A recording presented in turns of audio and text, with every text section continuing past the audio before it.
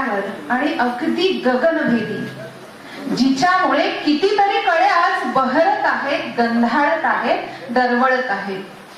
आज 21व्या शतकात आपण वैचारिक स्वातंत्र्याचा वगैरे विचार करतो, ते फक्त 250 वर्षापूर्वी त्या माईने त्या वाड्यामध्ये सुरू केलेल्या शाळेमुळे.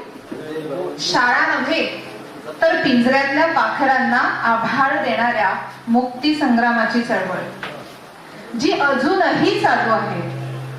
निघतो आपण आता सहज स्कूटीवर, पण शक्य नव्हते तेव्हा अनभर नऊवारी साडी शिवाय बाहेर निघणं. डोक्यावर पदर आणि रस्त्यावर जाताना कधी दगड तर कधी काय.